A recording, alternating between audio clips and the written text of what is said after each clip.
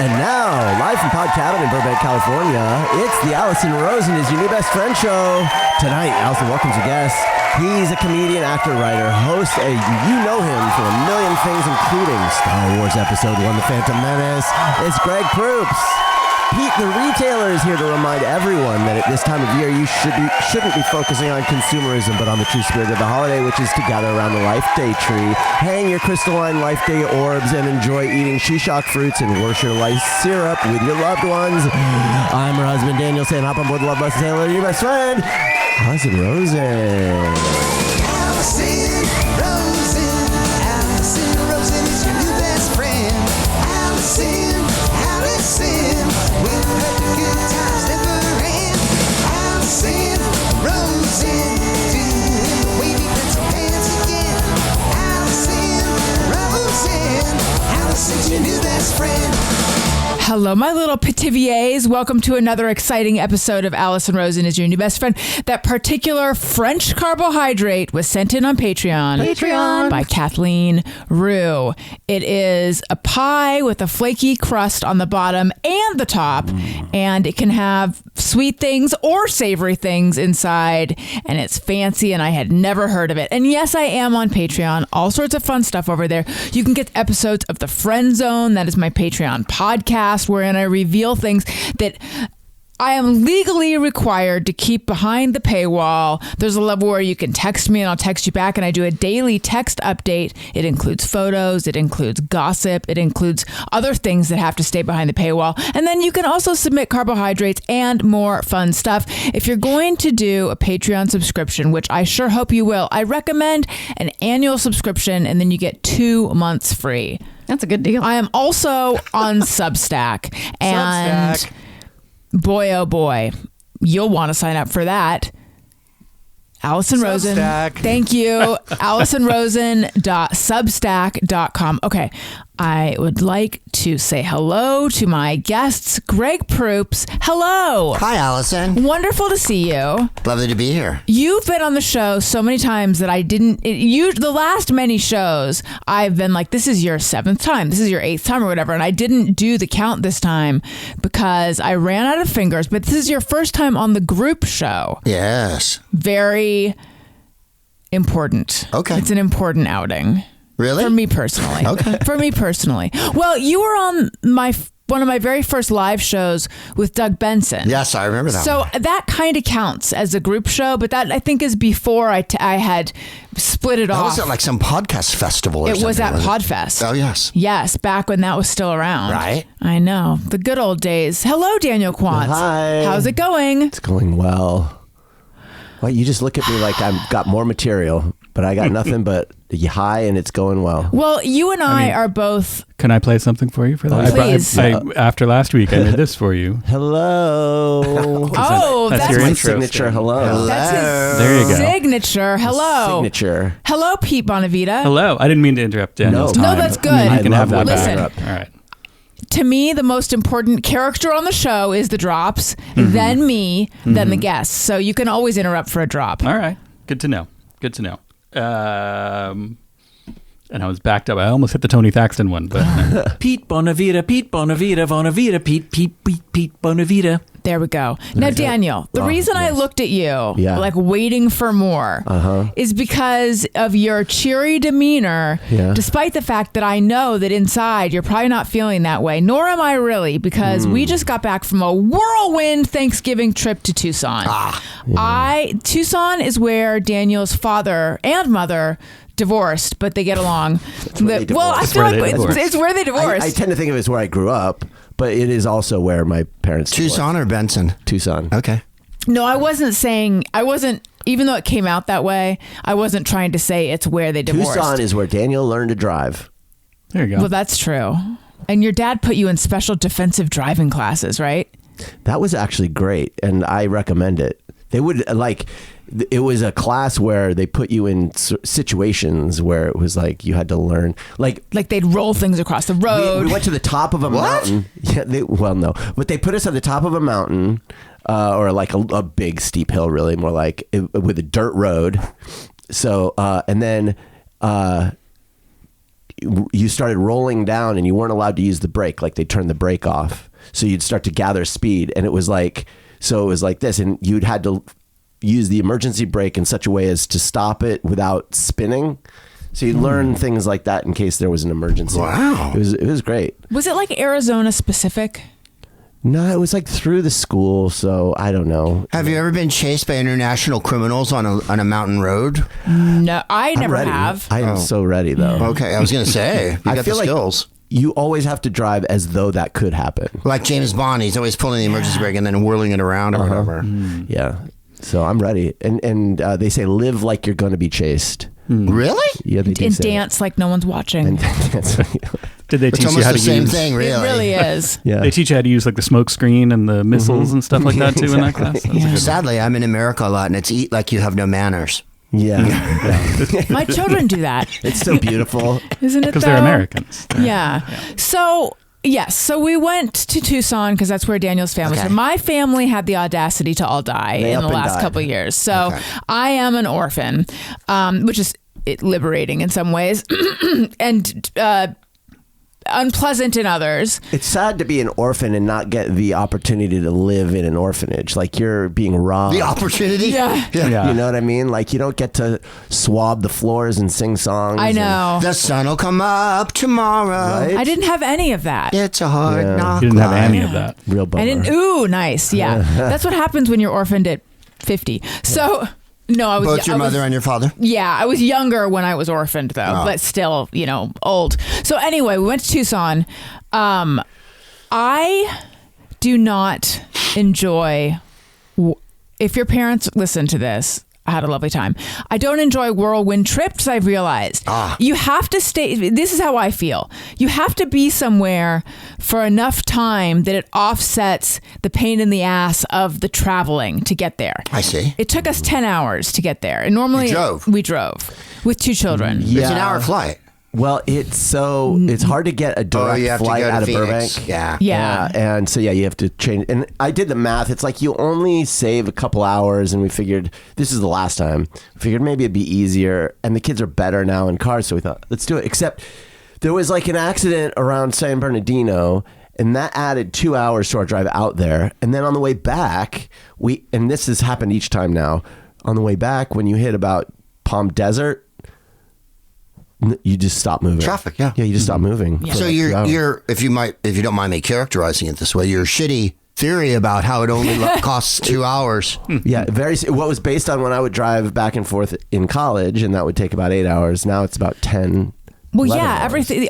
You realize even if you waited an hour in Sky Harbor, you could have had a burrito or whatever. I mean, know. seriously. Well, We didn't I even think have next any time burritos in the we car. will be flying. We kind of talked about that. So. Yeah, because it. Oh, you have kids though, right? So. Yes. Traveling there was horrendous. We got in late. Then Thanksgiving was a You whole. didn't stay with them, right? No, no, thank they. we stayed in the hotel. The hotel part was nice. Yeah. Lowe's Ventana. You I want a recommend vacation it. where there's one thing to do each day, max. Yeah, and that thing is like, oh, we have dinner reservations, or like, oh, Right. we're going to the pool. I am just I'm a very lazy person who doesn't need to do a lot. I'm like a Pekingese? lizard. Yes, I'm a lapdog. An Eat chocolates old. from a box, watch telly. Yes. Now, what about you? Because you travel, Greg Proops. You travel for work. Oh, I go everywhere. Yeah. Do you get tired of it? I mean, I guess that's work. I get tired of the travel sometimes, only because and the thing that annoys me more than the airports or any of that is looking at all of your stuff laying everywhere and having to pack it again. Yes. And you think, and then of course I have to do the mental gymnastics and go, this is going to take all of 10 minutes. You know what I mean? But of course you look at it and you're like, oh my God.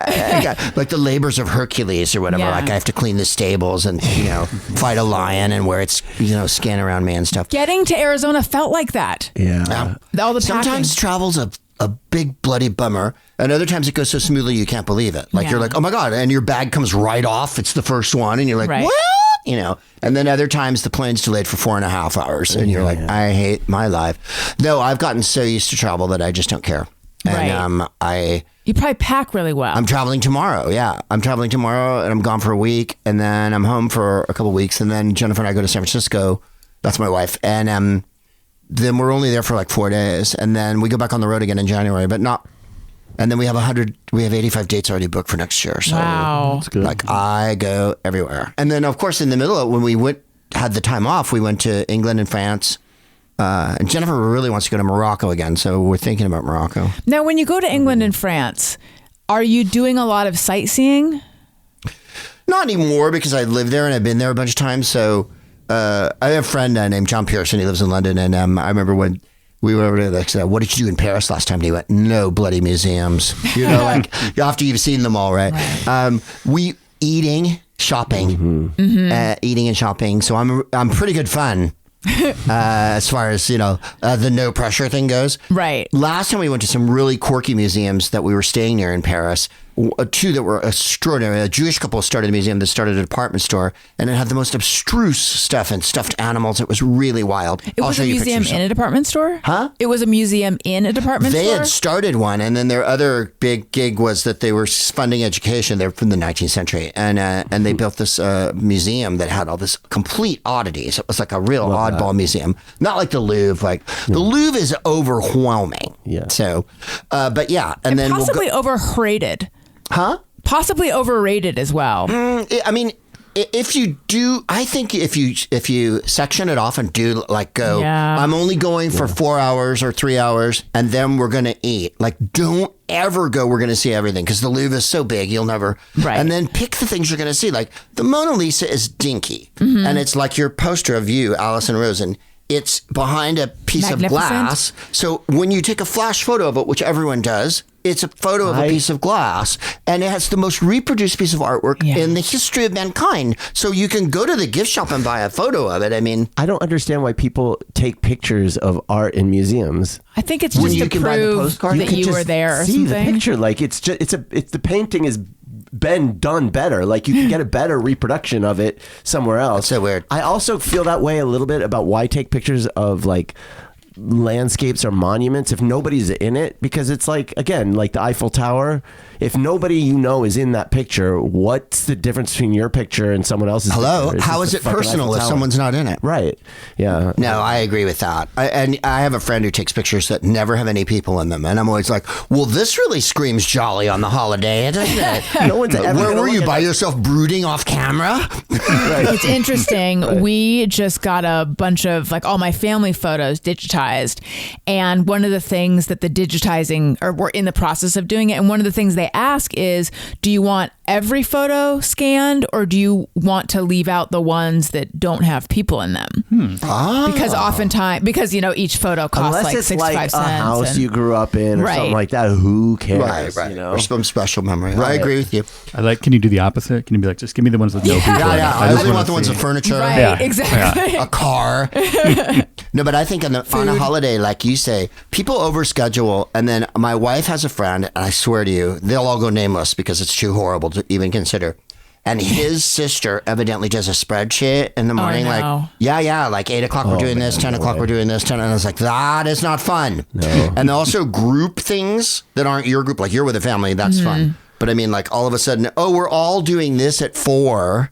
Hey, no, we're not all doing this. I'm going to do what I want. Like we have a slogan in our group, which is group fun is no fun. And so you have to crack out on your own, And if you go to a foreign country, not Paris because you don't need it, but if you're driving in Europe or whatever, or South America, wherever you are, Mexico, get your own car. Yeah. Like having a car is so much freedom to go, because people go, well, you can take the train there and then clarpa, kloopa. Like, fuck off. Who wants to be on the train the whole time? Take your own car, then you can drive around, stop at places. And yeah, I just think there's too much pressure to like, we have to see this, we have to see that. See, there's a few things that Daniel and I are very aligned on, and I think that's why we got married. One, nature is gross. Yeah. Thank you. Yeah. So gross. I mean, it's just filled with horrors. There's chipmunks and lethal bugs and all sorts of things, and they attack. Although, side note, and if there's time, I'll come back to it. I feel like I'm becoming someone who, and I'm not going to do this because it's so off-brand for me, but there's a part of me that's like, I would like to have a pet rat. And this is... That's why you're pointing at me. I'm like, why are you pointing in my direction? No, I'm Maybe pointing- call him Pete. No, Yeah. we do have rats. I have a dog named Pete. We have 2 rats. Oh, you do? Yeah, that's why you were pointing at me. I thought. I didn't even know that. No, yeah. No, I didn't mean to point at you. I was like gesturing again. People, because we don't have video, this is lost to the sands of time and has to live in your memory, in your imagination. I was just gesturing to this space over here by me where I'm going to put this topic. But no, you have 2 pet rats. We have 2 pet rats. What is that like? Because I've been someone who I famously don't like rats and mice, and I'm afraid of them. But for some reason, I'm really turning the corner. They're a lot different in captivity than they are in the wild, obviously. But they're a lot cuter, and they're not as bitey and afraid. If as long as you handle them regularly, then they get used to people, and they're like, I didn't choose the rats. It was my kids and my wife were all both pro rat, and I was like, all right, well, I'm not going to stand in your way, but I'm also probably not going to help that much. So. Do you hold how I them? feel. I do. Do you enjoy it, or is it I do. foisted upon you? I like their, it's in small doses, which is all that they need anyway. So you just hold them for a couple minutes, and they just kind of, it's a nice warm thing, and they look around, and they have little cute kind of faces for a couple minutes, and then it's like, okay, back in the cage, and they can hang out there. Pretty low.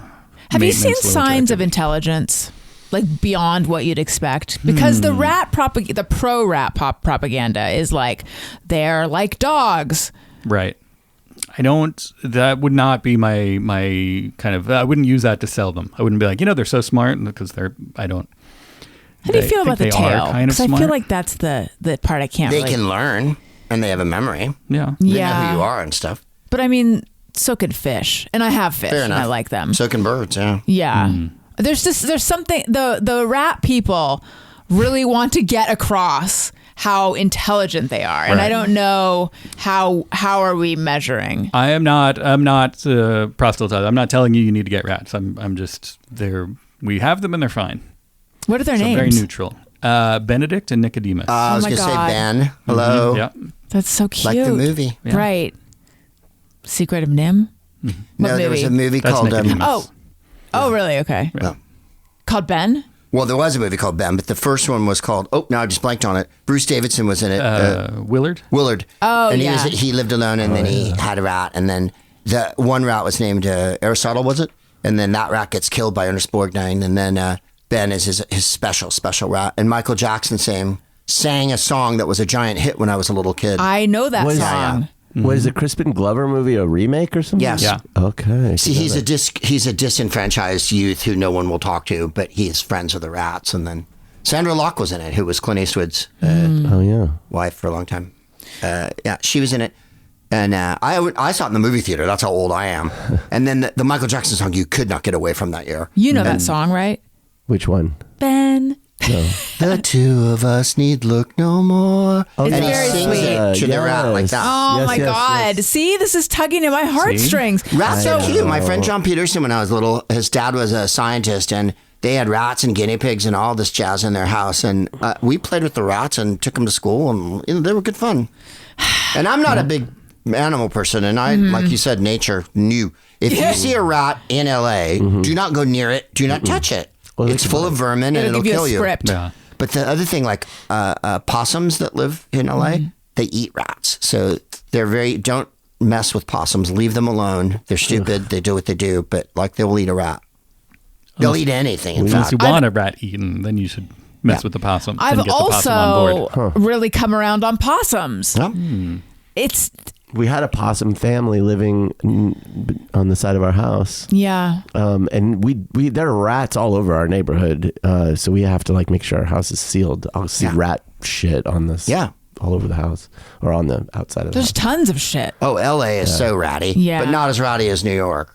No. Or San Francisco, which is Yeah. like where you can watch rats smoking, talking, pushing baby carriages, skiing, doing all the activities that other New Yorkers do. Over in the And sometimes rat they're so district. big, you're like, I can't believe the size Yeah. of that rat. Like, that's the size of a Right. standard poodle. You know? Yeah, no. When you were in Tucson, did you go to Saguaro National Monument or did you go see the glyphs? Okay, so yes, so what I was saying is we bonded over no nature. Yeah. I mean, an array of things, but also we have similar vacation preferences, which is to just not have a crazy itinerary. Although I do love the desert. Not to have it, but we somehow found ourselves on the business end of an itinerary on this trip because Daniel's father is filled with great ideas. Well, that's not why. I don't know why. I wanted. There were several things that I thought the boys would like. So one of them got dropped in by my mom. Okay, so was that the miniatures museum? That was the miniatures. There's like a brand new museum there that's like a museum of miniatures. She did an end run on us. She told our she had son. told him like, oh, there's this new museum. So we got we got to go there, you guys. Yeah, exactly. Well, they had an exhibit there of Ray Harryhausen. Oh, yeah. Yeah, and that Which was really meant cool. nothing to our 8-year-old, but it was cool. No, but I liked that part. Yeah. Right. So Clash of the Titans. Yeah, and they had some of this, the Medusa and stuff. Very cool. Antique and contemporary miniatures. Yeah, there you go. Yeah. It was interesting. I think the museum started because some eccentric rich person had a collection and they just were like, "I'll make a museum out of it." So we did that, but the planetarium at the university, our other son is obsessed with space. So we were just like, we'll go there. And the idea was we would go to the Desert Museum, which is right next to the Saguaro National Monument, for two reasons. One, to see all the animals and the deserty stuff, because it's cool. It's like they've got all the... And then I was going to time it so that it would get dark, and then we'd be on the other side of the Tucson Mountains where the sky has no light pollution, and then he'd be able to see for the first time, because he's growing up here, he'll see like 2 lights in the sky, but out there you'll see the fucking Milky Way. Like it's crazy. But we all pooped out. Long story short, we all revolted the next day and we said, let's not do activities. Let's not drive 45 minutes. Let's just go swimming. And we actually had kind of a relaxing day, but I still resent everything that I had to do that took me away from napping with my heat pad and fucking around on my phone. Yeah, you're a real buzzkill. It's all right. Wow. There's a volcano near there. There's that old cone. And is that what that is? Over in the San Francisco mountains. Yeah. And then there's that canyon, whatever that is. See, when we go on the road with the group, if we have a day off, we'll take field trips. Or if it's on the way to where we're going and it only takes an hour, we'll all take a quick field trip because it kind of breaks up being in the van. So who's the group? Jeff Davis, me, Joel Murray, Gary Anthony Williams, Ryan Stiles, and Laura Hall. So it's all the Who's Line people. Gotcha. And, but so we played Tucson many times. And of course, chili Achilles for breakfast or chorizo and eggs with warm tortillas. Yeah. Get out of town and change your major. Yeah. So my family's from Arizona, so. Yeah. The Mexican food there is so good. To die. So good, yeah. I know. I was always coming from there and getting used to it. I came to LA and thought, well, there'll probably be great Mexican food in LA. And there is some, but it's not a Mexican food city the way like Arizona or Santa Fe. Full on. Oh yeah, Tucson and Santa Fe. It's all about Mexican. Yeah, it's just weird to me. All about. I don't know. And you eat it for breakfast. Oh yeah, that's the thing. Yeah. People here don't necessarily get up in the morning and go, "I'm going to eat chorizo and eggs." Right. No. Right. Although they make chorizo at the supermarket near me, and the dudes who make it are making it the way their abuela makes it because it's a little spicier than the white people can handle. And by that I mean me. Because Jennifer will make poached egg with chorizo and then like some chard or whatever, or kale. We ordered a quesadilla. Screaming. We ordered a quesadilla. A children's quesadilla. And it was just regular cheese. And Allison was like, it's too spicy. I think she was too spicy because it was called a quesadilla. Because it had flavor. The name Elliot had the same reaction. It was he's a wuss too. But he claims to like spicy food. I don't even claim that. I don't claim to. Yeah. I can like a little bit of spice. After that, it gets crazy for me. There's the crying and everything. Let's talk about chorizo for a minute. Mm-hmm. This is kind of snack chat, really. Right. Yeah. Chorizo's awesome. Snack chat. I used to like it a lot. And? Then I read the ingredient list. Oh, don't. It's like a hot dog. You wanted to find out how the sausage was made. Literally. But a hot dog doesn't like...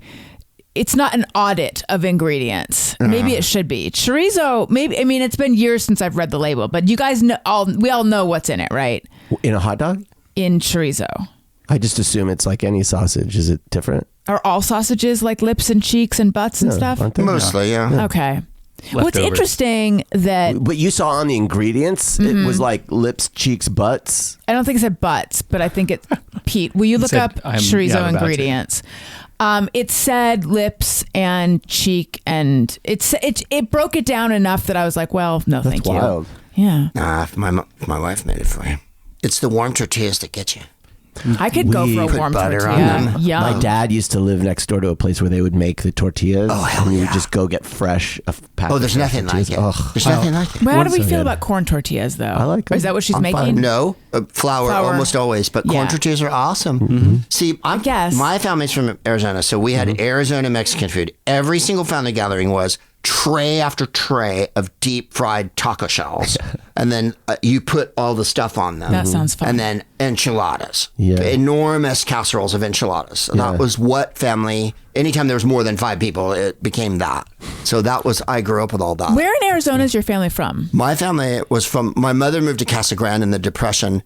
She drove in a Model A Ford truck with her entire family from Mississippi. Wow. So her, all the babies, 8 kids, the old man who had TB. I never met my grandfather. He died of Oh. tuberculosis in Jesus. the 40s. Wow. I know. What century am I from? And they moved to Casa Grande, which is outside of Phoenix. And then they all my family ended up living in and around Arizona. Where'd you grow up? Oh, I grew up in the Bay Area. Yeah. But I was born in Phoenix, Good Samaritan Hospital.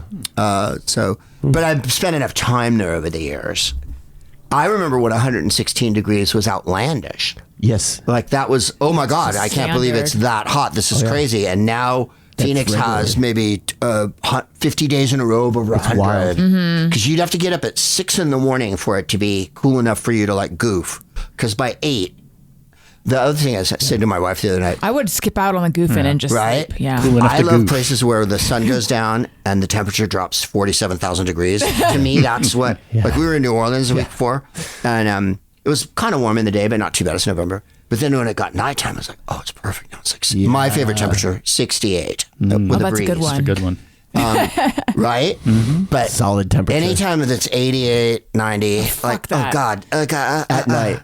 Right, but that's the thing. In Phoenix, or It'd be anywhere 90 in at Arizona, night. yeah, like okay, so it's 92 in the day, and you're like, oh, fine. Now the sun goes down, and like, oh, great, it's 85.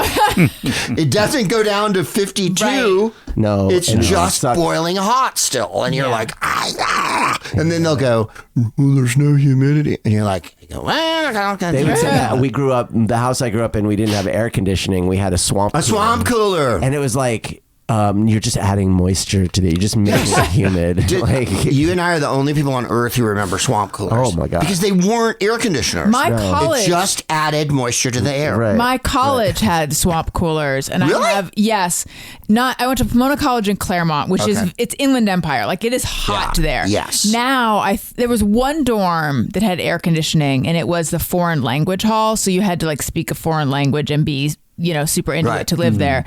Now I think all the buildings and all the dorms have air conditioning, but the academic buildings had swamp coolers, and I just remember sitting in class and like my upper Right. lip just sweating and just like it's still fucking hot, you It know? was too hot and moist to think. Yeah. Speaking of, did you find I have the a ingredients? chorizo update, and it varies, but there's one of the most popular things that pops up when I Google chorizo is the packaging. Store bought chorizo that says ingredients: beef, open brackets, salivary glands, lymph nodes, and fat, and then fat, open parentheses, cheeks and tongue, and then close brackets and parentheses. lymph nodes. Yes. And then next Salivary ingredient glands after on that 'em. is A beef. little poached egg next to it. Dip them in a little ranch. Oh yeah, whip up some eggs, put the eggs in there. So Yeah. lymph nodes, salivary glands, lymph nodes, and fat. And the fat is cheeks and tongue. So But see, hot dogs don't go into that specificity, but you guys I'm are sure contending that it it's the has same. I think It's a lot probably of worse than that. chorizo doesn't. Just some gets really more specific. I guess maybe it's like a bragging thing. They're like, oh yeah, Right. we got lymph Well, nodes. maybe we that's what I Supermarkets grew in up LA make their own chorizo because we're in LA. Yeah. Like so been you so go and many it's years. fresh and they'll I used take to it out love in it. the thing. So it's not the packaged kind that you chop like the sausagey ones, Right. but It's it's like more a- like ground pork or whatever. Right.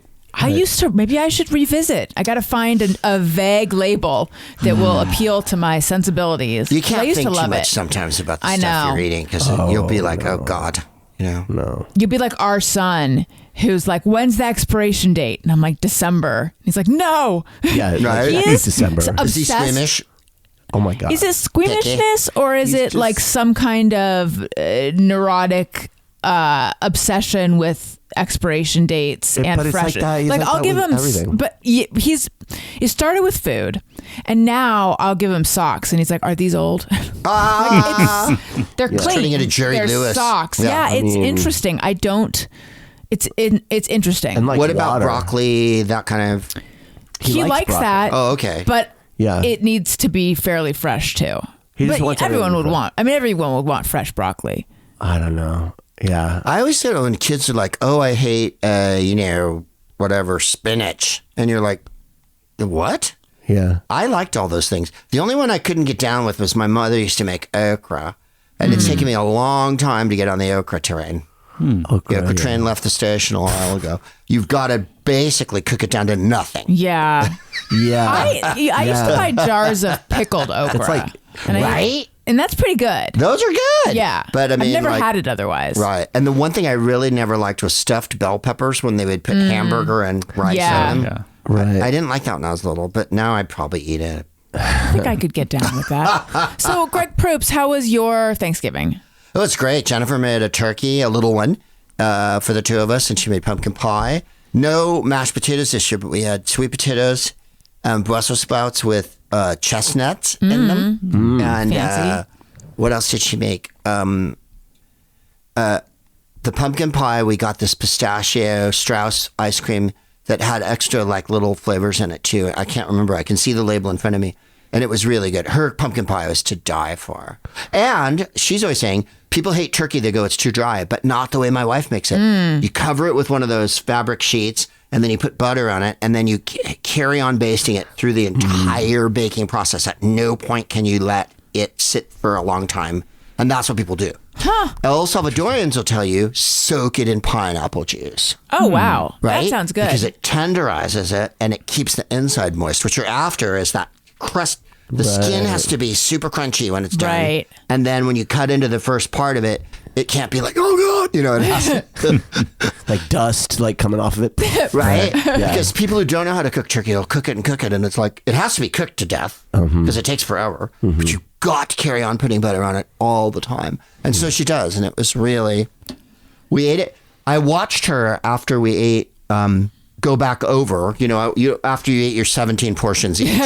Then it sat for a while and we were watching telly and then went back in the kitchen and she was having at it, cannibal style with her With hands. her hands. Yeah, Wow. just like that. So and I was We need this pretty recipe. excited by that, watching her do that. And then the next night, we cut off the legs and had the legs with mashed potatoes. There you go. The mashed potatoes that you didn't have the night before. Yes, Yeah. we made mashed potatoes. And the secret is a little bit of half and half in the mashed potatoes. Now I know. And Was it not too whipped. Like Right. she doesn't like, Little- it have to be a little bit lumpy, right? Yeah, yeah. A little bit like a smashed potato? Right. Well, not, but the difference. Like, you go to some restaurants and they're whipped within an inch of their life. Yeah. That's Right. a lot of butter and stuff. Yeah, it always feels like baby food, but it's that. It's a little more pablo-y, right? Yeah. So I think a little, come on. Yeah. Let's have a little potato in there. That's Right. A little reminder of where it came from. Right? And then A nod.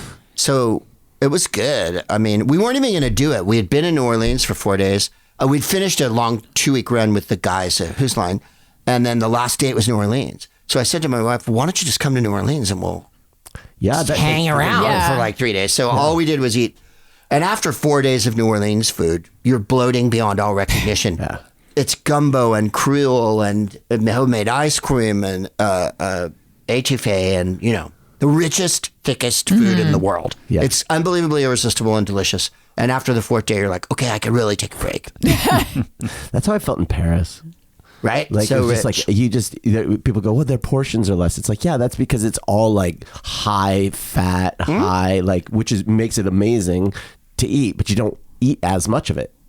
No. Yeah, Well, see, what were I'm- you eating in Paris? Just rolls and brioche? I mean, honestly, I could go through Paris just eating their bread. Me too. So good. See, so it was just you and your wife for Thanksgiving? It was, yes. I am impressed that she did the whole thing.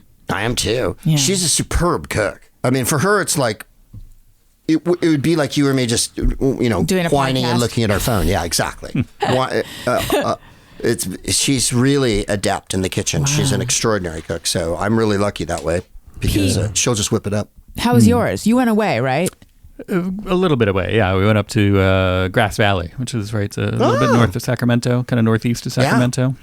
And my wife's cousins live up there, and had both ends of the travel experience. Getting up there, I left on Thanksgiving morning and got to LAX, and it was no trouble at all. There was no traffic, nothing, and just like Thanksgiving first Day, thing in the morning, no one's Thanksgiving there. Day, Yeah. nobody was there.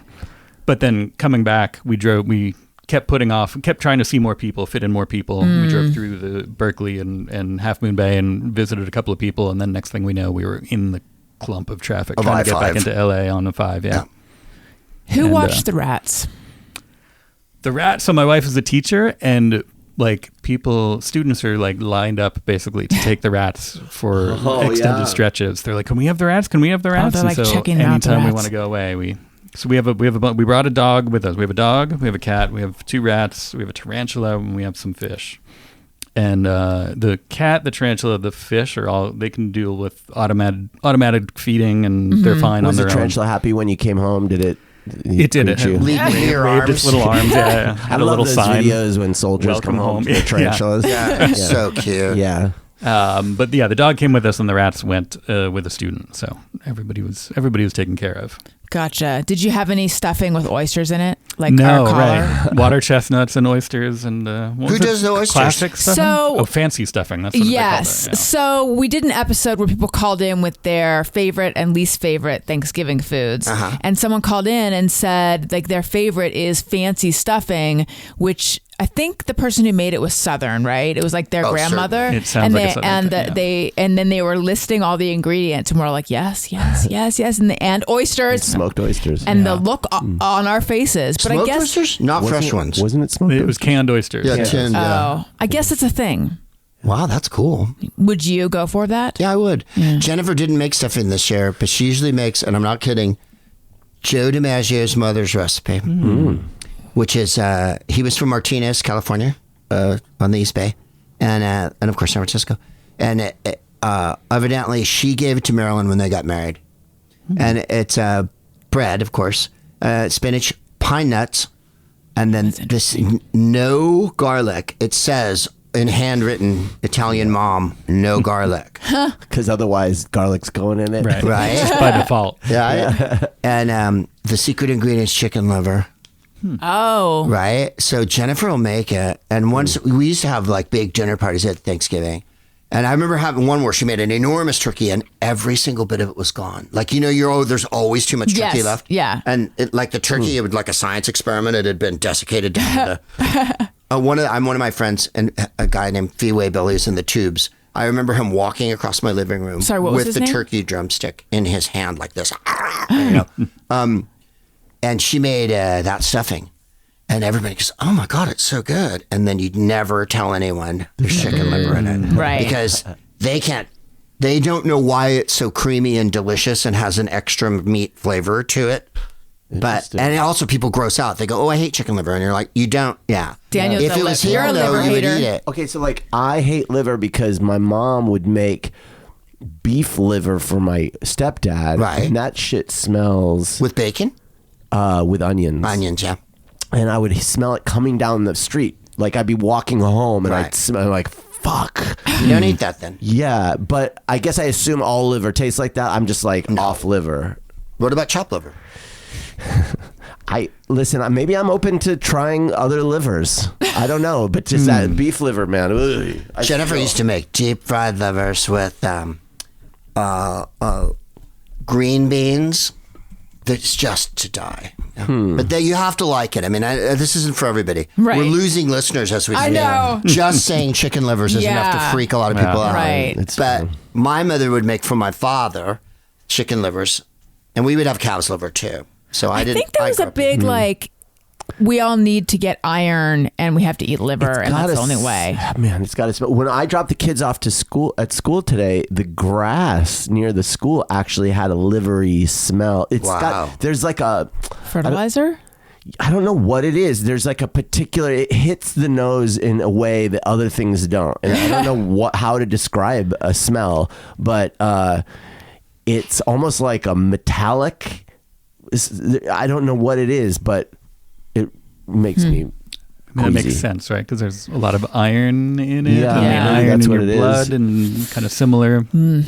Greg, what did you say your friend who was walking around with the drumsticks name was? Fee Waybill, he was the lead singer for the Tubes. Oh, okay. He lives in Florida now, but the Tubes are still on the road doing gigs, believe it or not. There's about 5 or 6 of them in the band now. A couple of the ones from the original band. They were a very outrageous San Francisco rock band, very theatrical in the 70s.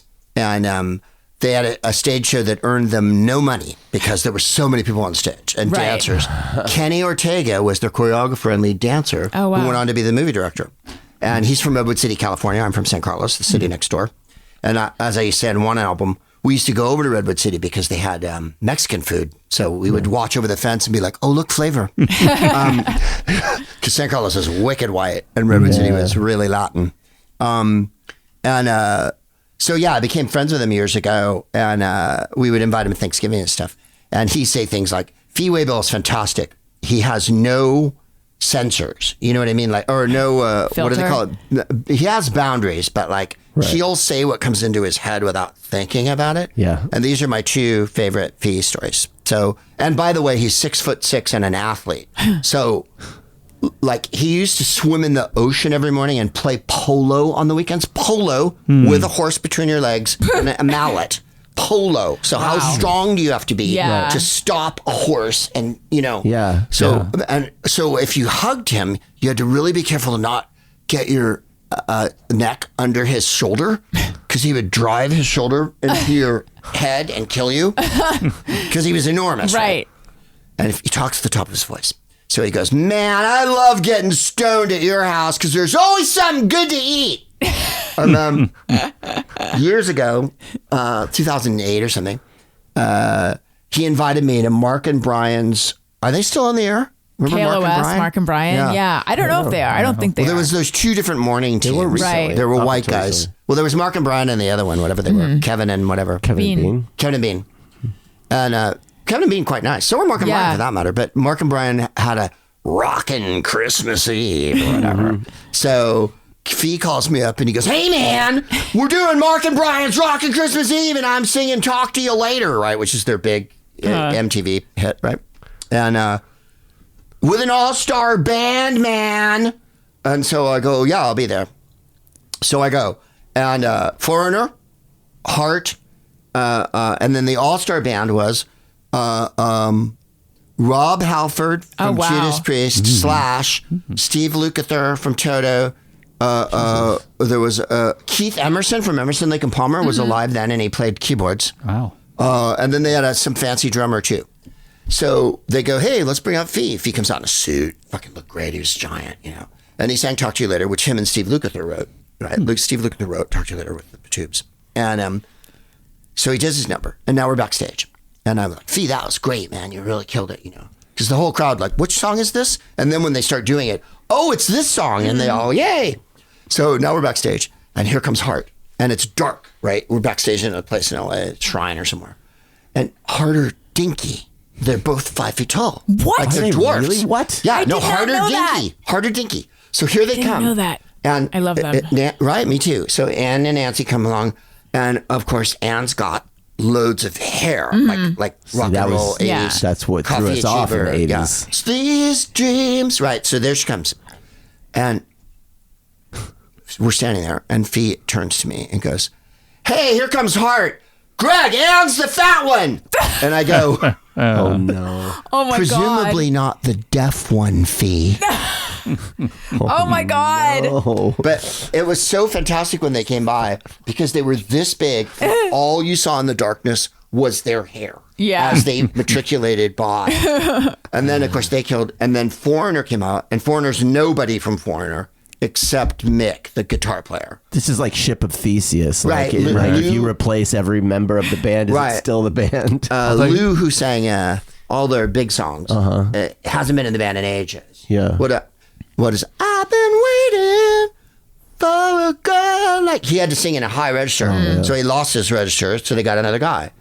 So I'm like, fucking Foreigner. I hate Foreigner. Like I was in high school when Foreigner was huge. Yeah. So I was like, Foreigner, you know, scoff. I'm too cool for school. They get out there and they do a few numbers and I'm like, and they're fucking good. And then I remember standing there with Fee going like this during like Hot Blooded or something and being like, oh God, what had happened to my life?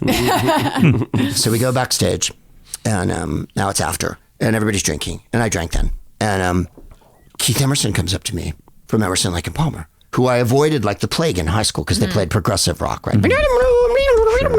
What were you into? All that. Hard rock and roll and then punk. And funk music. War is playing at Morongo. Oh, War. But they're still War, and their leader's still in the group. So Keith Emerson has like a vest with no shirt and hairy breasts and a shark tooth. So it's just fantastic. Yeah. And wristbands and aviator shades, right? Oh, my God. So I'm like, this is awesome, right? And he goes, I love you on whose line is it anyway? And I just don't know how you come up with all these ideas off the top of your head. And a woman comes up and he's waving his wine glass up to and fro. He's gesticulating with it. And the wine is flying everywhere. And at this point, he's turned it so that it's at a 40-degree angle, and now it's sort of... This is like when I talk to my children at dinner Right? time. It's just like you're Right. just You're like, how do they get out? You're watching the wine glass. I can't listen, right? No. So a woman comes over and goes, Keith, you're spilling your wine, and tilts his hand back. And I go, oh, the wine patrol, they're everywhere. And he goes, see what I mean? Just like that. You thought of the wine patrol right off the top of your head. Yeah, so that was, and I came home and I'm like, Keith Emerson was so awesome. And he gave me his card. And his card was... Oh, no, his card? Keith, I still have it in my desk. Keith Emerson's business card. What? Him playing an enormous upright grand piano with it on fire. Oh, wow. He set the piano on fire, That's but amazing. carried on playing. So he says to me in his inebriation, Greg, I met Dave Brubeck, right, the great jazz pianist. I met Dave Brubeck. And I said, really? What was that like, Keith? And he goes, he said to me, Keith, I don't know how you played the piano and the keyboard's on fire. And I had to contain. So he came to my podcast once. We used to play over in West Hollywood. And he showed up one night with his girlfriend. And he was dead sober. And another person entirely. Oh, interesting. He was a very calm, gentle person who spoke like this. And he said to Jennifer, do you know any place in this neighborhood where we might get caviar? And she's like, in West Hollywood at 10 o'clock on a Tuesday? Sure. Yeah, of course. But he really asked for caviar in the middle of the That's night. so funny. Yeah. That's a person who's lived a different life. But when I was with him and he was drunk, he was effusive and screamy. Yeah. And then when I saw him again, he was absolutely Proper. completely polite. And, yeah. But remembered you and everything. He was very Totally. Nice, And then he passed away. And I've been in contact with his girlfriend since then. I write her every once in a while. These things aren't related, though, meeting you and passing away. right. Or was No, I don't know why he died so early. The other two are still alive. Maybe Lake it and was the bad Palmer. caviar. No.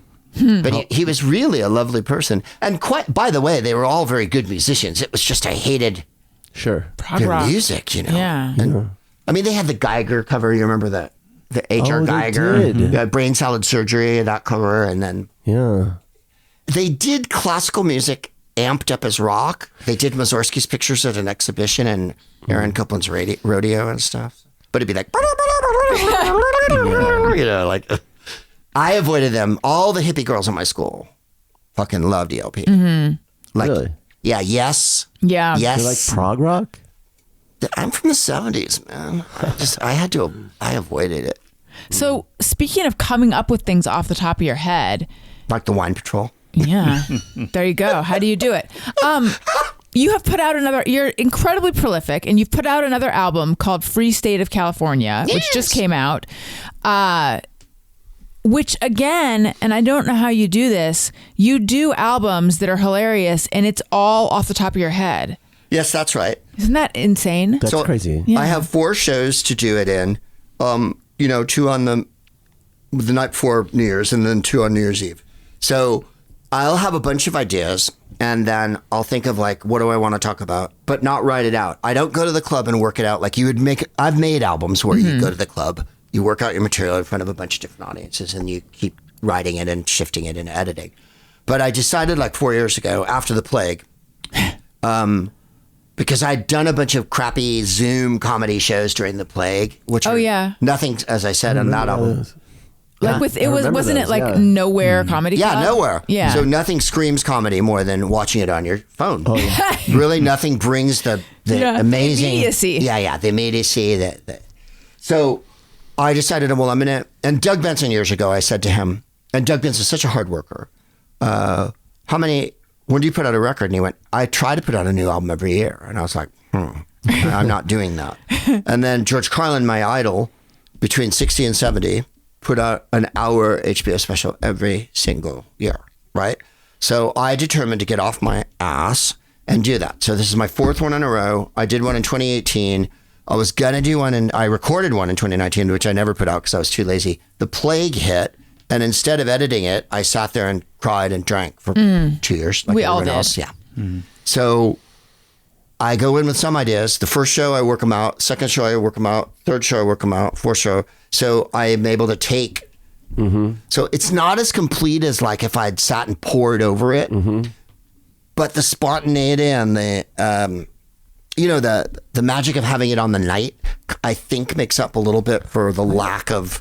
Because I get words wrong and I get phrases wrong, which I wouldn't do if I was doing stand-up. I'm not that anal about it. I love freestyling. Like my podcast, it was like walking backwards, right? You're just trying to fucking remember what you said and carry on, keeping all the balls in the air. So I don't mind doing that as a stand-up. And I'm not afraid to go on with no material. I mean, I will just go on and start, like this year, Kittens. What can't I talk about this year? I mean, if I just started with, we have an alcoholic Secretary of Defense, I think there's 20 minutes, And also, like, I'll tell, one album was all stories of places I'd gone with Jennifer 2 albums ago.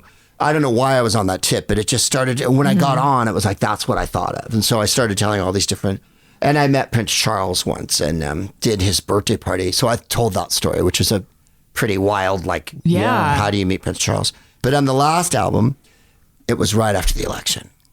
So it was December of last year. Yeah. So at the beginning of the album, you may have noticed I go, we're not going to talk about it. We're not going to talk about it. We're not even going to talk about it. And then, of course, we proceed to talk about it. So that's how I do it. Is the album from the 4 nights? Like some is from, you choose? Mostly one set. I think the third or fourth set. But yes, there's bits from all of them. And then, so I'll sit down, and now, because of the miracle of internet, you can transcribe everything. Right. So now, instead of listening to it, I listen to it and I read it, and then I mark the transcription, and then I send it to Ryan, my producer.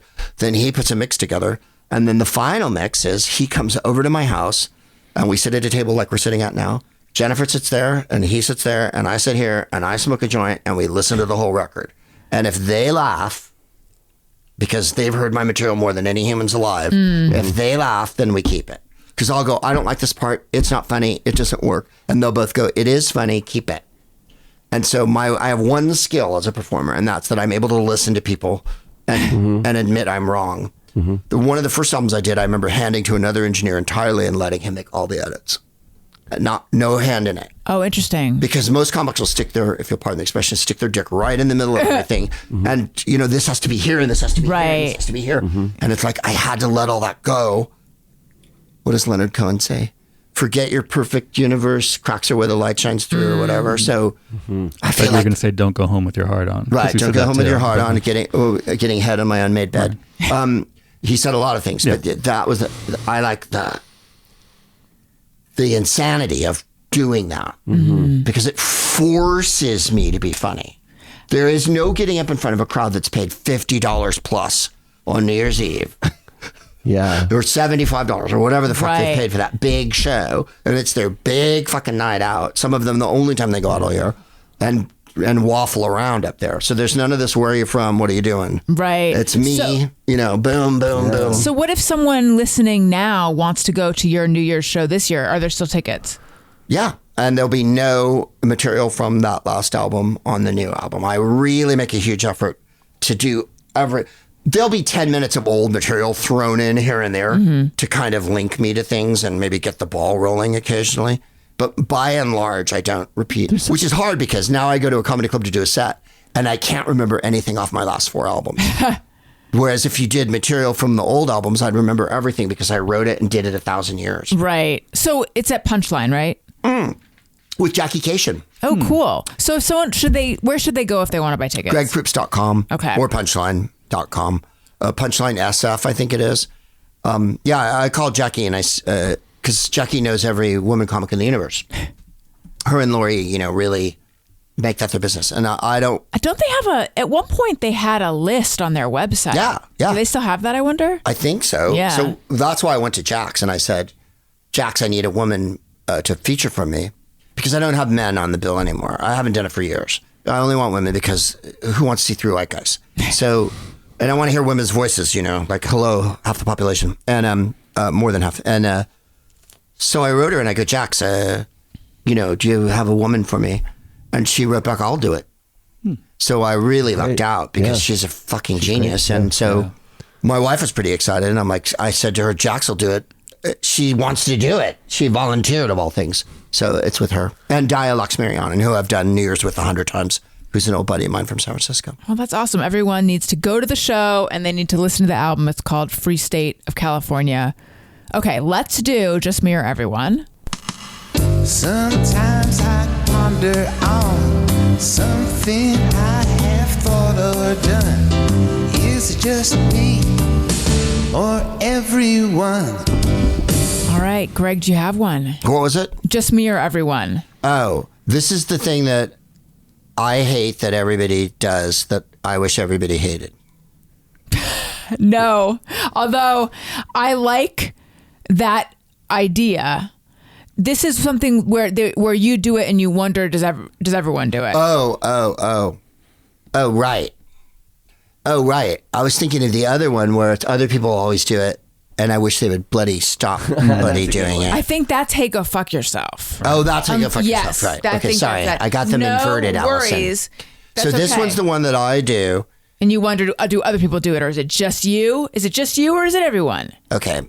So when you go to the airport, and do you go to the gate that your plane is at, even though the gate, it's like an hour until boarding, to go look at the gate Yes. and see that it says your destination on it, which it often doesn't now because another plane will be in the interval, and go, oh, here's where gate 14 is, in between 15 and across from 16.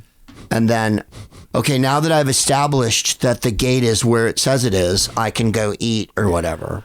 I mean, I Yes. do. Yeah. And but I defend that, even though I understand what are the chances 15 is going to be like after 32 as opposed to between 14 and 16. Why? But on the off chance that it happens to be in a different terminal at the last minute, Right. you have to. Yeah. You have Yeah. to, because otherwise you can't relax.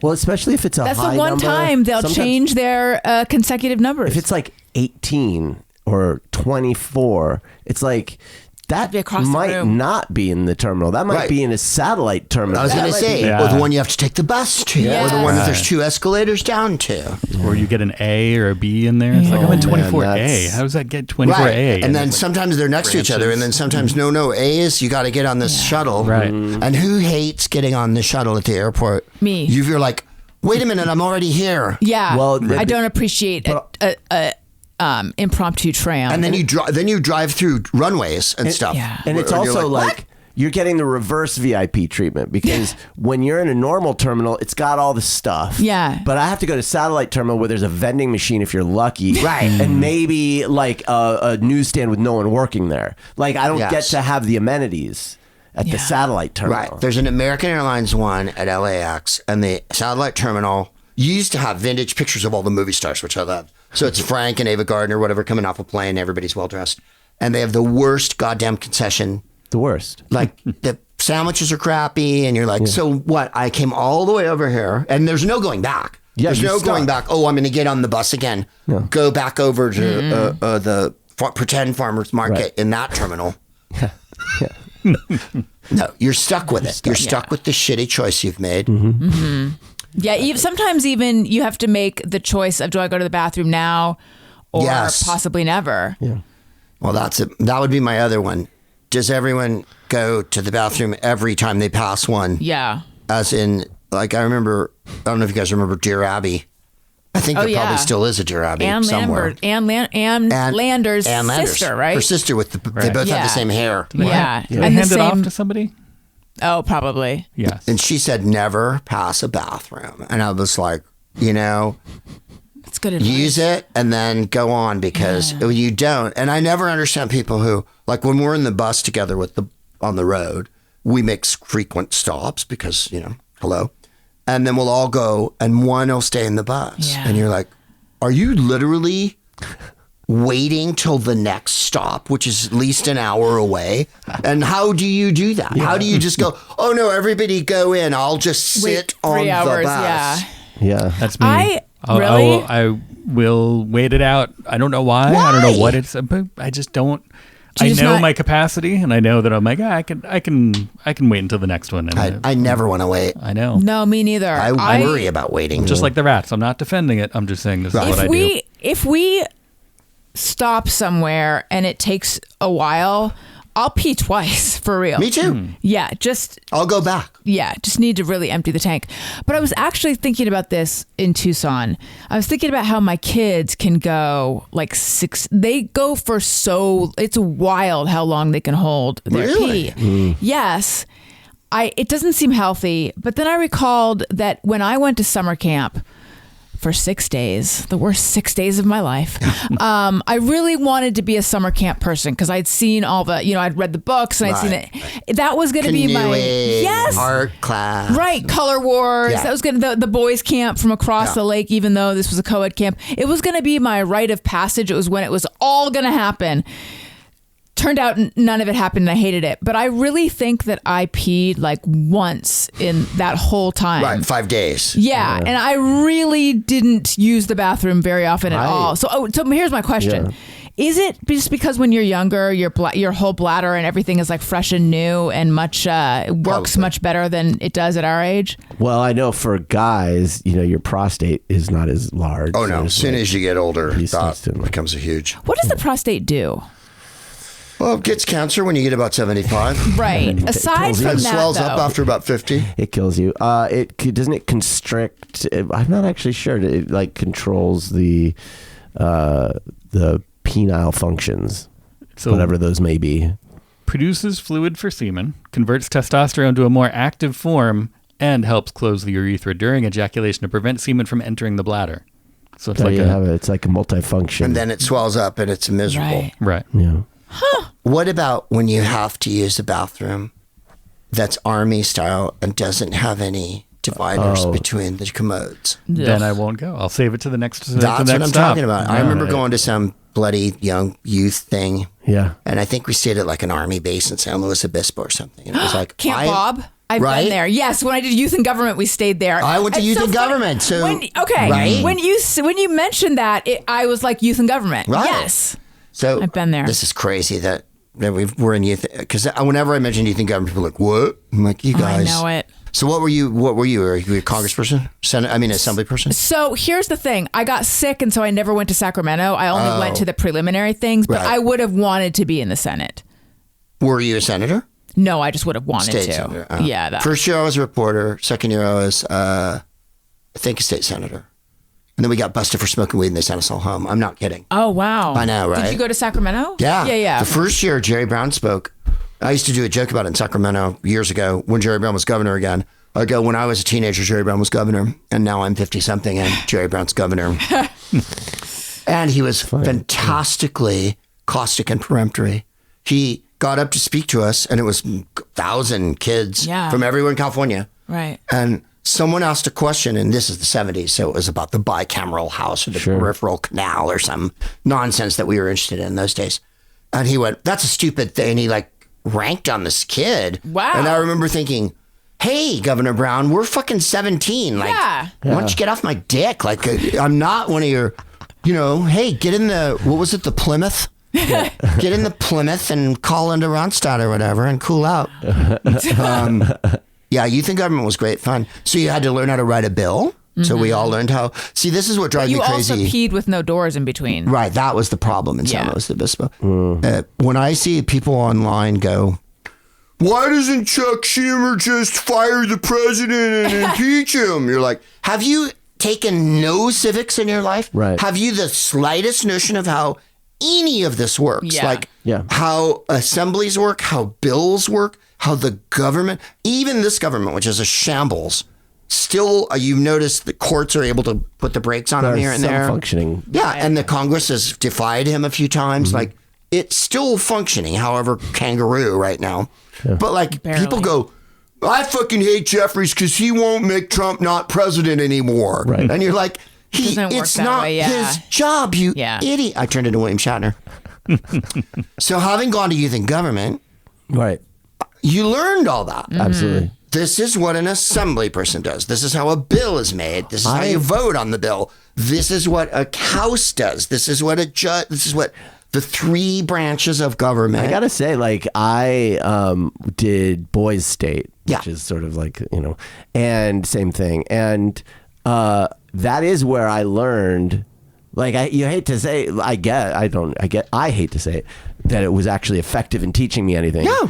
But you learn that, like, oh yeah, to get anything done, there's basically all this horse trading and compromise that has to happen. You can't just, like, do something.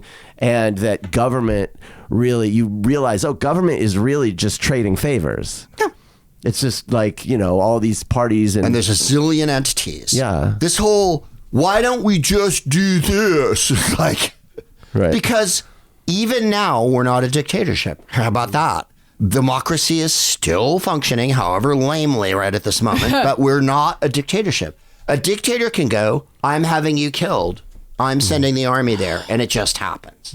But it's not just happening, you notice. Unless you're a Venezuelan fisherman. Right, yeah. Well, that's about to get the hammer put down on it too, I think. And I think they're going to have to get rid of Hegskiff because, all right, let me put it this way. Jamie Dimon, who runs Goldman Sachs, is one of the most evil pishes that ever fucking walked the face of the earth. He's a momser, he's a gonif. And so he's a horrible human being. The greatest moment of my life was during the first financial collapse when someone went into Jamie Dimon's gym who had lost all their money and punched him off of his treadmill. Like that. Bam! Like a right hook Really? to the face, right? So Jamie Dimon has hung around all this time, still being head of Goldman Sachs, and always opining, the poor, oh my goodness, they're so He's noisy. the one that convinced Obama to basically bail out the banks instead Yes. of the homeowners? Okay. Yes. From the laws that W had put into place so that there would be no brakes on them whatsoever so they could create the financial crisis, which was created by them and the late, great Dick Cheney. Right. Anyway, Jamie Dimon was R.I.P. interviewed 2 days ago, and he said, no, we didn't help finance the reconstruction of the East Wing. And he said, one, because we felt it wasn't an investment that Goldman Sachs wanted to make, and two, we were most interested in what the next Department of Justice was going to think. So when a rat think like that, when a super rat, as Audrey Hepburn says in Breakfast at Tiffany's, when a super rat like him says the next Department of Justice, that means he's thinking for about 3 years from now. And Goldman Sachs will always be there, like Mount Rushmore, right? Other great white supremacist edifices. Yeah. He knows that the next Attorney General, who's not Pam Bondi, is going to... Have a problem, have an issue. The people who knocked it down did not do it legally. And there are going to be, if the minute you say the next Department of Justice, that means you remember Bill Barr from the first term. Oh, yeah. Do you remember that Bill Barr was nowhere to be found the last 2 months of his first administration? He left in November before the election. He said to the Great Pumpkin right before the election, you're going to lose this election, the 2021. And of course they fought. And he went, no, I'm not. And he went, women hate you right now. They hate you. Yeah. And you're losing that edge that you had. And then 2020 happened. And guess what? Women pushed Biden over the line. And Barr was right. And I hate to say that because Barr is up to Epstein maybe more than any other human being. Yeah. There is no one who knows more about Right. what happened Right. with Epstein than Bill Barr. Bill Barr said, you're going to lose, and I'm leaving, because he already knew about January 6th. He knew that the first thing that was going to happen was they were going to attack. And then you may remember during they had the committee, Bill Barr was all over the committee. Yeah, he giving was. testimony and shit. I said no, remember? And that was so that he knew, as an attorney general, when the Department of Justice changes and you get a real Department of Justice, that, Right. because everybody forgets, but Paul Manafort went to jail. I mean, a whole bunch of people went to jail the last time. He let them all out. Well, the fear, and my fear is that they will realize that they're all going to go to jail, and so that will give more incentive to not leave office. Except that I think he's so out of it right now. Yeah. I mean, when he said he didn't know where he got his MRI, you've had an MRI. We've all had an MRI. Yeah. We're all, well off enough people that an MRI has entered our life. Actually, have you had one, Daniel? Well, you will one day. I want to. You've had one. I've had one. But you remember where you got it. The next day you didn't go. When Daniel said, how was the MRI? You didn't go, I fucking don't remember where it was. Yeah. But it No, I must have remember. been good. You know, like that was his answer. Right. Yeah. And also, by the way, you don't get an MRI unless there's a real Right. Yeah. situation. MRIs don't just, this isn't, like turn your head and cough. This is a real I mean, issue. The truth is about the will he stay in office thing is like, first of all, if his approval drops below a certain point, the rats will flee the ship. Thank you. But also he may not make it. Either way, like there's a very real possibility it's going to be total fucking chaos by the time 27 rolls around. Well, I mean, who knows what's going to happen? Nobody, and it's going, as so many people have said it, including Kamala and Hillary, it's going to get worse before it gets better. But having said that, they're absolutely mortified about the. And it's a year until the midterms. It's a year. Yeah. They're already mortified because the people are already starting to leave. People are already starting. Troy Niels in Texas is leaving. Troy Niels is a troglodyte. Like there's no way of describing how right wing he is. Marjorie Taylor Greene is leaving because she sees the opportunity. She's no nicer than she ever was. No, it's like if Elvira Gulch put a flowered hat on. So weird. I know we don't. Wait, sees what opportunity? To get away from him. Oh, okay. But and form her own, like, I liked a lot of what he did, but Right. now I'm sad about it. Good, Right? A lot of- all the Jews are dead, but I'm only kind of sad, but now I'm really sad. A lot of Democrats are like, oh, yay, look at Marjorie Taylor. She's on the right side. No. never. Yeah, no, you can't I think she's moving to the Tucker side of this Thank you. thing. She's seeing this opportunity to take MAGA to a more sinister route, like a less. I wouldn't trust her as far as I could fucking way. shoo her. No fucking way. No, she's a bummer. But like, I think what you said is true. Nobody knows what's going to happen. But if everything stays on course, he's losing the midterms. And if they lose the Senate and the House, then he's in real trouble because they will just block. And if I was in charge of Congress, because we're youth and government people, Still could be. say I was the speaker, the first thing I would do is absolutely defund ICE the minute you got in there because that'll Congress has the money and you just go about your little ICE thing you're doing. There's no more money for it. See, I don't understand, and let's move on to go fuck yourself in a minute. But Yes, what I please. don't understand is how, because you're saying that democracy is still functioning lamely. Yeah. How are they putting people on planes and still shipping them off when judges are saying you can't do that? Well, the judges eventually they did bring. I don't. Are they still? Wait. Are they still in El Salvador, or did they bring them all back? I'm not certain. I just saw a That's the headline other and thing it's is like the media people are is missing. complicit in the confusion. And the media is Yeah. making it so we don't trust anything we hear or believe, Right. which is was Right. their ultimate goal. So here's the thing: they have been doing things that they're not allowed to do. Yes. Like like bombing boats with survivors. Yeah, there's like a long list of shit that they don't technically have any authority to do it. The only thing that's going to stop them is Democrats getting the House and Senate, hopefully, because right now, the Republican Congress has given up their power completely. But the courts have been able to stop something. Yes. So that's what I mean about democracy is still functioning. We'll see. Oh, I was going to move on to Hey Go Fuck Yourself, please. but I have a Hey Go, excuse me, I have it just me or everyone from a listener. Maria says, every time I'm microwaving leftovers in a to-go container that has a remotely metallic feeling, I'm afraid it's going to spark and start a fire. Well, that's just good sense. I'm also deathly afraid of but you know what's anything fucked us reflective. is all this new technology in Like microwave the dinners. crisper thing? Yeah. The crisper that Yeah. has so slightly metallic, and it's okay. Right. It'll be like, put this thing inside the metallic sleeve. You've been telling me my whole life it's Right. not okay, and now it's okay. Right, I don't know right. what's real. Also, Because if you put a tin can in one, you have trouble. Yes. Although But- they have new microwave technology has improved or changed. Yeah. So I saw somebody just put like a travel cup that was like a stainless steel kind of travel cup in You the can do microwave, that and I now? was like, "No, what are you doing?" And oh they're my like, God. "No, no." For But, me, that'd be like if someone opened an umbrella indoors. Exactly. What are you doing? Right. I almost like I would dove freak out if across the someone put a kitchen, metal but, cup in the but microwave. they were like, "No, you can do that now." And I was You're like, that "What?" superstitious? Well, so here's the thing: is that I claim I'm not superstitious at all, except if someone opens an umbrella indoors. I feel- To me, it seems I feel like that's wildly one of those crazy. superstitions that's just like good sense. It's like, don't open an umbrella indoors because it goes whack and it can knock things over, or there could be water everywhere. So I what are don't your know. real superstitions? Well, it's that one. Uh-huh. It's honestly. Would you walk under a ladder No. or break a I won't do that either. I don't feel great about seeing a black cat. Honestly, I'm not superstitious, but there's a little part of me that has a problem with all the superstitions that believes all of them, as evidently. I'm highly superstitious. You are. What are yours? I carry good luck charms with me everywhere. I have loads of, not on me now, because I don't have my regular bag with me. But because I travel every day, and I'm on the road like a couple hundred days a year, travel is really St. Christopher and all that. Oh, yeah. I have, Buddhas, rabbit's foot, dice. I have dozens and dozens of good luck charms. So far, so good. Gary Anthony Williams, who's in our group and is a genius of improv, whistles backstage sometimes. And I have shut that down more than once. What if that's his ritual, though? Well, I don't care because it's like mentioning the Scottish play backstage. You just, I'm not having it. Don't do it. Please. On stage, whistle all you like. Right. Whistle while you Right, work. right, But like, you just can't. And he does it every once in a while, and I'll be like, Gary.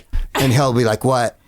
Oh, does he not know he's doing it? Well, I don't know. Like, but that one really, Is that a common superstition? that's old theater stuff. Oh, so that's it's- really old theater stuff. got It's it. like saying good luck to someone the before they go old on theater stage. stuff is the real stuff. 'cause Right. That's back Like, when dancers, you go and married. You touch them, you lick your hand and touch them and say married. Put a little That's what shit you on do them. with dancers. Yeah. In So wait, Australia, everybody's licking dance. yeah, with Australians, you say chicas. That means chicken. Chicas? Yeah, Oh, that's Okay. you say All right. chicas before they go on. It's chicken. And then with the And here it's performers, break a it's leg. break a leg. Yeah. Yeah. You don't go good luck because if you go good luck, you have people like, because we're comedians, we kill and we die. Yeah. Those are the two things we do. And when it goes in between there, I mean, a lot of that, though, see, the thing is, a lot of that makes sense in theater because so much of theater is mental. And, it's like if you believe it, it could throw you off. So therefore, it's true. do you watch baseball at all? Mm-hmm. So watch how many ball players step on the baseline when they go on the field. Watch them walk on and knock Baseball off, players. or at the end and the beginning of the inning or the beginning of the game. Baseball, Nobody very touches the line. malicious. Right. Nobody touches the line. Everybody goes over the line. No one goes like that into the chalk. Like nobody.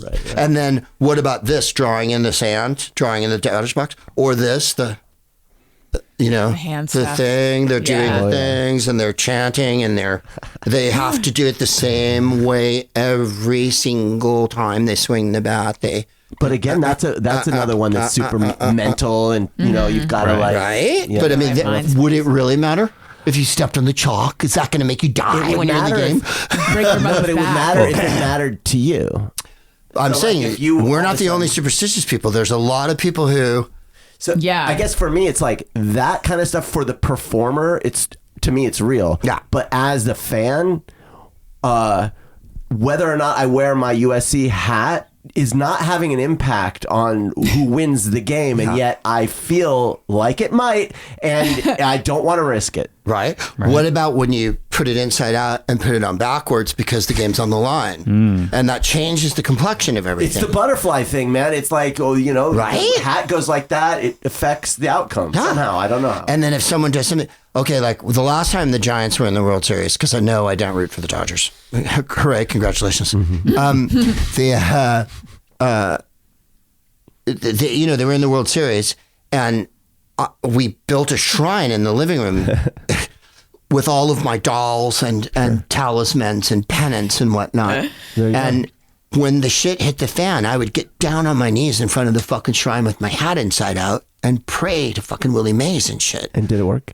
Yeah, because we won it. But I So there you mean, go. it's completely nonsense. I mean, this is witchcraft, I you know. fucked myself because I got it in my head that so I would start watching. I like the USC Trojans football, and so I would watch the game, and they would be losing. I'd be fuck it, and I'd turn it off. Yeah. And then they'd come behind and win, and my head went, Oh, it's you. now they only win when you don't watch the game. Right. And So now you I'm can't watch the fucked. game. I'm fucked. I can't watch the games anymore. It's on in the living room, and you're. Yeah, and so now I can't watch. I haven't watched a USC game in forever. Here's what I've noticed. So, despite the fact that I said I don't have any superstitions, but then I listed all of them, I actually, my day is filled with myriad little games and things like that. And if I get this in, then this will happen. And if I don't, then this will happen. And I have to look away on an even number, and it's like, a lot. I have numbers that I wake up on, and it involves a lot of number stuff. But when something bad happens in my life, I don't follow the science. I don't go, this is because that thing happened. So it actually exists. It's like there's two spheres. One where I do all my stuff and it makes me feel better and keeps me occupied. And then one where actual things happen or don't happen, and I don't actually link them up. Do you? Like, if you have a bad show, will you go, oh, what happened before? This guy whistled. No. Yeah. See? I blame it on myself. Okay. Yeah. No, I don't. I don't actually leave it to the universe. Right. I actually take responsibility if it's a bad show. Because I think, why didn't I say that? Why didn't I do this? Well, I could have done that different. Right. Yeah. But it's of course, beforehand, I'm still gonna do all the rituals. Yeah, I do all that stuff too. All right.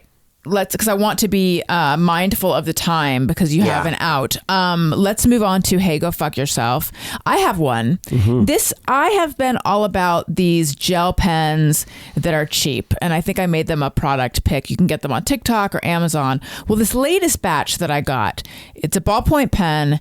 It's 0.5, which is what I like. It's black. It's Rytech is the brand.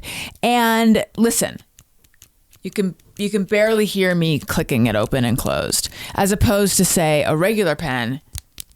Yeah. So it touts that it has like click muting technology. Why would you want that? Yeah. You don't. That's why I say, hey, go fuck yourself to this brand. They are they're Are there people who are? this is like, no, it's like some asshole in the conference room got to the pen people and said, I'm tired of hearing people click. And I just feel But like, that's how don't you know the take- pen's working. Don't take it away from me. It reminds me of something that I think was particularly just sus about my dad, is that when we got Woofy, he would take the squeakers out of toys because it drove him nuts. And it's like, I love to hear a dog play with a toy. Yeah. It would just aggravate him. This is like my dad said, I don't want to hear your pen. And I fell for it. Do we Fuck think that's you. related to the same people who do the clicky keyboard? Is it like Maybe. the The opposite? creamy Saying keyboard. The creamy Yeah, keyboard the anti-creamy coalition. The camera shutter noise on your phone. That I actually Yeah. find annoying, Right. so I'm fine with that. But yes, hey pen people. Hey, go fuck yourself. I feel better, Greg. People who wear backpacks onto the plane and then turn And take you out. while, Wipe because out. I sit in the aisle. I have to go to the loo. Yeah, same. So I always sit in the aisle. I don't like the window seat. Jennifer sits in the window seat. So if we're together, that's fine. If I'm with other people, whatever. I also like the shade down, but that's another matter. It's the people who come in with the backpacks and go blah, blah, blah. And then they turn and they smash you in the face with their backpack. The backpack is anywhere from half a foot to sometimes a foot and a half Yeah. of stuff. And like, you don't know that that's behind you? Yeah. What the devil? Yeah. That drives me crazy. Yeah. That's bad. I mean, I don't know if I want them to fuck themselves, but I do. I also, when you're on a plane, like, I'm really mindful of how much space I'm taking up. I don't want to be a man and, like, be the hog. And I also help everybody that needs help with putting their stuff up. And I'll even put the wheels the way they want you to, which is out and sideways. You're supposed to be like a book. Sometimes there's not enough room, but a lot of times there is. But people don't do that. They go, "Bleh," and they throw it in. Sometimes this way. you know. No, they're trying to take up How as is- much space as and possible. like, what? Yeah. We all have to get our shit up here. There's just Yeah. it feels like there's more and more people who aren't considerate, but maybe I'm just becoming older and more cranky. I think it's that. It's a combo platter, I think. No, There are maybe. people who, I was going to say the people who don't wear shoes, but, you know, that's just, I don't know what to do about that. No one does. Hey, And they put their feet on shit. And you're like, It's gross. disgusting. backpack cows. Hey, go fuck yourself. I don't even know that cows deserve that. What's an animal? Hey, moths. Moths? They have no sense of I feel personal like space. backpack moths are a different thing, though. That's like That's like moths in your backpack. Yeah. I'm just trying to think of an animal that really like has no sense of personal space. I think you're safe with cows. Cows Okay. don't seem like they're very concerned about where. I mean, they're nice, but they don't Yeah. seem concerned about where Right. their body is or what Right. kind of space they're taking up. Anyone else need to tell someone? Well, just real quick, TikTok Shop had an ad for a K-pop Demon Hunters advent yeah. calendar that looked awesome. Big figurines, big nice advent calendar. My son is obsessed. I was like, this is going to be real cool. I bought it, and it was like the cover of it was like someone had just Xeroxed it. The things are tiny, like, and they're not even don't even look like it's like the worst fucking hack of a counterfeit bullshit. Really? And like, I'm and it's shocking from TikTok Shop. well, I should have known, but No, I know. have I've made now that mistake, vowed too. I'm not buying anything off of fucking TikTok Shop ever again. But TikTok That's Shop, cheap shit, though. It really is. It is. But TikTok Shop, you Boo. Hey, go fuck yourself. Anything working your nerves? You know, no. I mean, I did have it's the basics, late mergers that were in traffic, all that stuff, but nothing standing out Oh, unusual. Look at you Traffic. with your zen. Two lanes. Okay, real quick. I'll make it real quick. Two lanes where there's a fair amount of traffic, and there's a line of cars on the left passing the slower cars on the right, and there's always those jackholes who will decide they're going to outsmart traffic and they're going to get in the right lane and zip up to the back of the semi on the right side while everybody is kind of making their way past that semi because they're going to scooch in. Yeah. Into that little tiny space at the last fucking second, and you have to jam the brake. Not knowing how close the person So, behind Yes, This yes. in my driving back. Let's see. Now I'm getting my ire up. It was the trucks that was so the same exact situation. We had two lines. We're Yeah. like, these two lanes are going south, and we are all inching along, and we all know it, and we're all fine. And then this lane, if you want to go north, like we saw somebody with an Ontario license plate. It's like, all right, good luck, But then trucks somehow would end up, and I was like, you know better. You do this professionally, and they would end up in the right lane and go all the way up to the merge point, and then be like, hey, I'm a truck, I'm coming in, and it was like, Yeah, fuck those guys. The entitlement. All right. yeah. So late merging trucks. There you go. Hey, go fuck yourself. And lastly, Podcast Pals product picks. Podcast Pals product picks. All right. I carry a Filson bag, and it's almost a partial go fuck yourself. I love my Filson bag because it's the Filson tote. So it has a zipper up the top and then pockets on the sides and then a little key fob thingy in one of the sides. And then on the end, two little things for the cords, the pens, whatnot. So all of my junk is in there that you need on the plane. Your eye drops, your blah, blah, blah. Your headphones, blah. Right. And because it has a zip across the top, if you put it under the seat, which you have to, it won't spill everything out. Filson makes them, and they're like a manly, Filson's sort of like a canvas bags and flannel shirts and shit like that. It's for almost like, like a dudes tactical with bag. beards, trying to, because that's the new market for men is like guys with beards, but they don't want you to look like shit, so they're trying to sell you Right. socks and aftershave and shit. Rugged twill. Right. There's a lot of that jazz going on. So they discontinued my color, which is navy. man. The navy's dark blue, perfect for Classic. the luggage. It's not, doesn't show dirt. Oh, there's a light brown one and a khaki. And I'm like, khaki? What am I, in the fucking military? Like, That's some bullshit. so I've have 4 or 5 of them, of course. Oh, good. Some with, pardon me, some without the zip. But the ones without the zip, No. as soon as you put it on your side, Right. then you're like, oh my God. There goes your snack. And say something from your bag rolls onto the carpet of the plane, right? Like then you have to kill yourself. Right. Because it's My son would disgusting. never eat it. No. Or onto the airport floor. Ugh. Like RFK walks around without any shoes at the airport, and you're like, that's the most revolting. That's how he got his brain worm. Yeah. All right, the Filson bag, but not in navy. Thank you. And then I have a quick one. It's L'Oreal Elvive Dream Lengths shampoo and conditioner. Very affordable. I bought these big, huge bottles on Amazon. And I do feel it's like it has special technology. I love when my shampoo has technology in it, which seals your split ends. But I do feel like it's making a difference in my hair. I've been happy with it. I also use their leave-in conditioner. So I'm just L'Oreal Elvive's bitch now, I guess. I will put the Amazon.com/shop/Allison Rosen. Go there. You can see the recommendations from over 200 guests. And also now you can follow my shop. Just click follow and then you'll get an email when I add stuff to the store, evidently. So I would like to thank everyone for being here. I would like to remind everyone again, Patreon, Substack, all that stuff. Go to Greg's show, listen to his album, Free State of California. Would you like me to plug anything else? I'm on the road with the Who's Line guys. We have one more week on the road this week. Then we start up again next year. So that's who'slive.com. Wonderful. And Daniel? Oh, I have 2 podcasts too. Oh, yes. Sorry, Smartest Man in the World podcast I do with my wife, Jennifer. And then Jennifer is the curator for the Greg Proops Film Club. We're showing Ninotchka with Greta Garbo by Ernst Lubitsch, written by Billy Wilder and Charles Brackett on December 21st at the Los Feliz 3 Theater. We're part of the American Cinematheque, so we show a movie every month. Last month we showed Network. Oh, love and it was packed. So good. People sat quiet as a mouse during Network. Yeah. They were scared shitless by it. A movie that's 50 years old about television. Right. But it was so prescient. The idea that a mad person comes on and that's the news And every Network. night. Is that's the Network, news. I'm mad as hell and I'm not going to take it anymore? Yep. Okay. But Network is also back when they made cinema, and I don't mean to be a snob. No, but no. That thing is designed in a way that movies just are not anymore. And it has fabulous acting. The writing's amazing.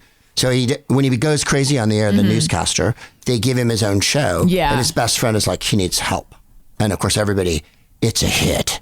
So then you eventually see what the news show is, and they show you like the preview, and it's a tabloid thing, horoscope. Oh, wow. The Legal Eagle or whatever. Then there's Behind the Keyhole. So there's a, Snoopy thing. And then he comes out, gives a diatribe and passes out. And every night when he passes out, that's when the audience laugh. And people watching it now were like, this is a little too close to the fucking bone. This is what we have now. And then they hire a terrorist group as a reality show to run around America and kidnap and kill people. And they show it every week on TV. And that's a movie from 1976. And people were like this to the movie. Yeah.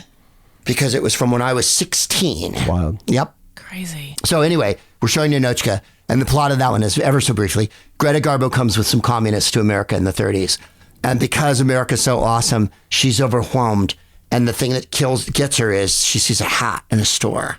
And that's the big running joke. Finally, late in the movie, she's got the hat. Because they're communists and they're all comrades and everybody shares. Right. So the podcast? I talked before. I spiel for about half an hour. And then we show the picture. And we only have two sets of criteria for the picture. Is it awesome? And is it under 2 hours? We don't show any fucking Tarkovsky, Kubrick, right, David Lean. None of the long directors get in there. All those Oscar no winners Cloud from the 80s. Atlas. Yeah, none of that shit. And nothing new. Nothing new. You can go see a superhero movie on your own. Right. We only show classics. Oh, that sounds incredible. Yeah. Pete, what about you?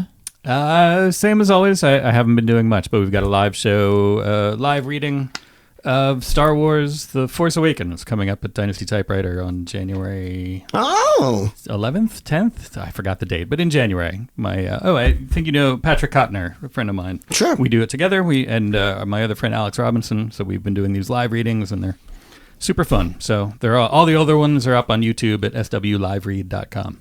Fabulous. Greg Proops, thank you so much for joining us. Yes. Listeners, thank you for listening. I love you. You matter. Goodbye. Hey, do you know about the Allison Rosen Show? We had a good time, but now we gotta go. Yeah, Allison, Rosie,